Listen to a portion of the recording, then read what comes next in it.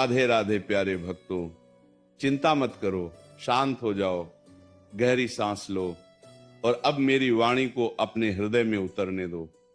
तुम्हारा मन आज भारी है, विचारों का तूफान भीतर उठ रहा है, भविष्य की अनिश्चितता तुम्हें डरा रही है और बीते हुए कल की स्मृतियां तुम्हें भीतर ही भीतर तोड़ रही हैं।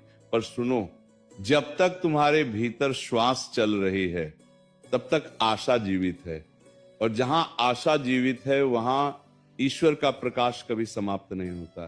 तुम अकेले नहीं हो, तुम्हारे हर आंसू को देखा जा रहा है, तुम्हारी हर पीड़ा को समझा जा रहा है, तुम्हारे हर मौन प्रश्न का उत्तर समय अपने साथ लेकर आ रहा है। तुम क्यों व्याकुल हो? क्या तुम्हें लगता है कि यह कठिन समय सदा रहेगा? नहीं। जैसे रात्रि चाहे कितनी भी गहरी क्यों ना हो, उसे भोर के सामने झुकना ही पड़ता है, वैसे ही तुम्हारी ये चिंता भी शांति के आगे टिक नहीं पाएगी।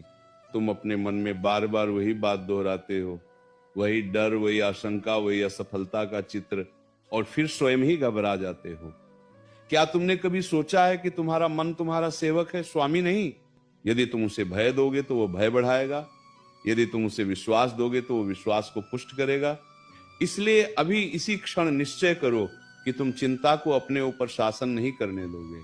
जो होना है वह उचित समय पर होगा, और जो नहीं होना है उसके पीछे भागकर तुम केवल अपनी शांति खोओगे।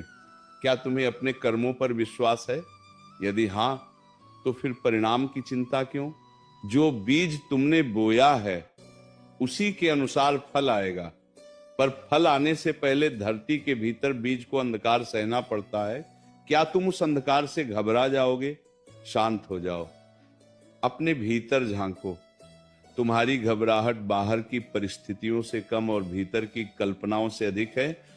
तुमने भविष्य के दुख की कहानी पहले ही लिख ली है, जबकि वो अभी आया ही नहीं। तुमने लोगों के शब्दों को अपने हृदय में इतना स्थान दे दिया कि अपनी ही आवाज सुनना भूल गए। याद रखो, संसार का स्वभाव बदलना है।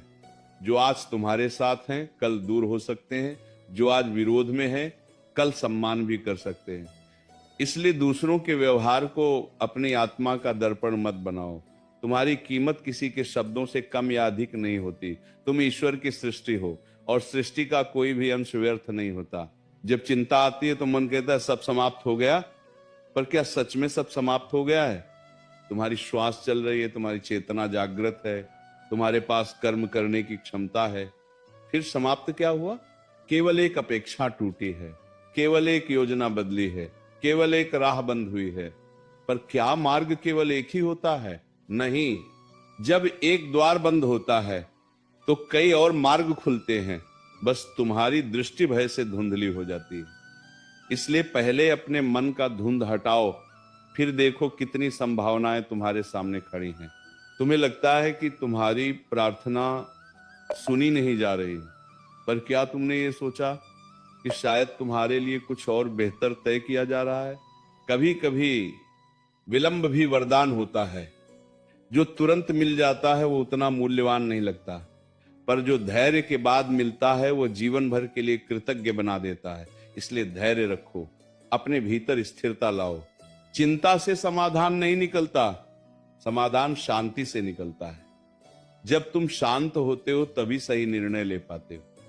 घबराहट में लिया गया हर कदम तुम्हें और उलझा देता है। अपने हृदय पर हाथ रखो और स्वयं से पूछो, क्या मैं सच में इतना कमजोर हूं? क्या मैंने पहले कठिन समय नहीं देखे? क्या मैं पहले गिरकर उठा नहीं? तुमने बहुत कुछ सहा है, बहुत कुछ झेला है, और हर बार पहले से अधिक मजबूत बनकर निकले हो। फिर आज क्यों स्वयं को असहाय मान रहे हो? यह समय भी तुम्हें कुछ सिखाने आया है। हर कठिनाई अपने साथ एक शिक्षा लाती है।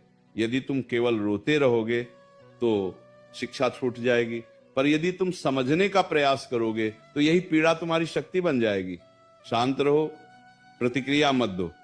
हर बात का उत्तर देना आवश्यक नहीं होता। कभी कभी मौन ही सबसे बड़ा उत्तर होता है। जो तुम्हें समझना चाहता है वह तुम्हारे मौन को भी समझ लेगा, और जो नहीं समझना चाहता उसे हजार शब्द भी संतुष्ट नहीं करेंगे। इसलिए अपनी ऊर्जा को बचाओ, उसे व्यर्थ की बहसों, तुलना और ईर्ष्या में मत गंवाओ। अपनी ऊर्जा को अपने विकास में लगाओ। जब तुम भीतर से मजबूत हो जाओगे तब बाहरी परिस्थितियां तुम्हें हिला नहीं पाएंगी। तुम भविष्य को लेकर डरे हुए हो, पर भविष्य तुम्हारे आज से बनता है। यदि आज तुम चिंता में डूबे रहोगे तो आने वाला कल भी वैसा ही बनेगा।